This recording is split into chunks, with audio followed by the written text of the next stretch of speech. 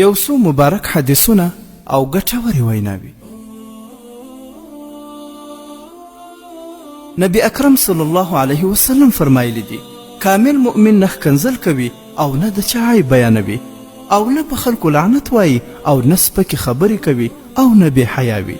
کتاب ترمذي شریف. او دغسې فرمایي مؤمن هغه دی چې زړه له مینې او محبته ډک وي. نو څوک چې له چا سره مینه نه لري او نور یې له ده سره نه لري په داسې شخص کې هیڅ خیر نشته. او فرمایي په خلکو باندې داسې زمانه هم راتلونکې ده چې سړی به هیڅ فکر نه کوي چې دا شی دته له روا لارې لاسته ورغلی او که له حرامې لارې. کتاب بخاري شریف. او دغسې فرمایي د خپل ورور په غم خوشحالي مه کوه ځکه چې الله تعالی به پر هغه رحم وکړي او د غم څخه به یې خلاص کړي او تا به په غم اخته کړي. کتاب ترمذي شریف.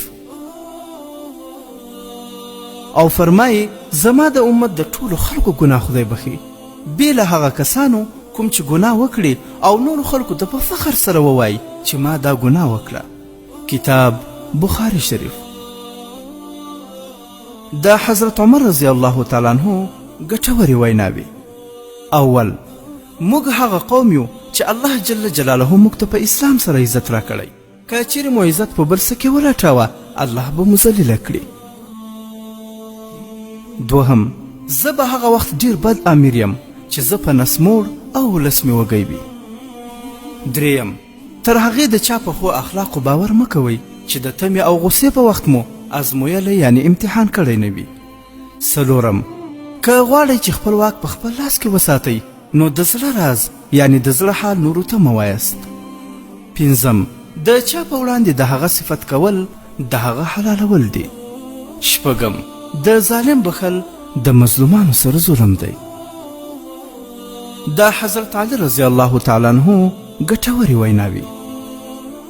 اول څوک چې خپل قدر خپله ونه کړي بل یې هم قدر نه کوي. دوهم د چا په بربادۍ مه خوشحالیږئ هسې نه چې سبا له تاسې سره هم داسې وشي.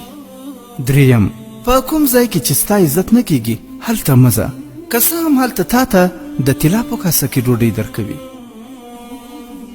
څلورم د هر چا د ایمان معلومات د هغه د وعدو څخه کیږي.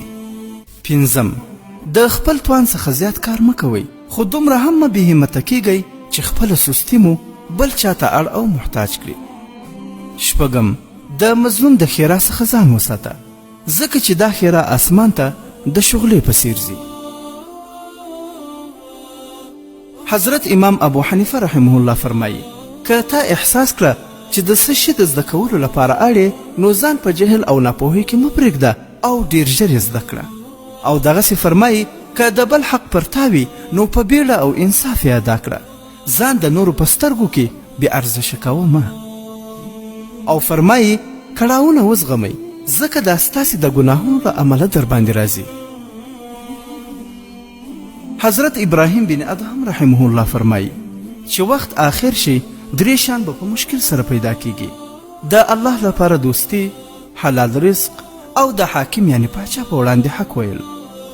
او دغسې فرمایي څوک چې ډېر ویده کیږي په عمر کې به یې برکت نه وي. څوک چې ډېر خوراک کوي په عبادت کې به یې خوند نه وي. څوک چې د خلکو خوشحالي او خوښي غواړي خوشحالي به یې په برخه شي. څوک چې غیبت او بې ځایه خبرې کوي د اسلام په دین به ونه مري. او په آخر کې شیخ سعدي رحمه الله وایي هغه څوک دوست مه ګڼه چې ستا له دښمن سره ناسته ولاړه لري. او دغسې فرمایي که غواړې نوم دې تل پاته شي نو خپل اولاد ته ښه اخلاق وښیه. او فرمایي رښتینی هوښیار هغه دی چې د غصې په وخت کې یې د خولې څخه ناوړه خبره ونه اورېدل شي. الله تعالی دې موږ ټولو ته په دې مبارکو احادیثو او ګټورو ویناوو د عمل کولو توفیق راکړي. آمین یا رب العالمین.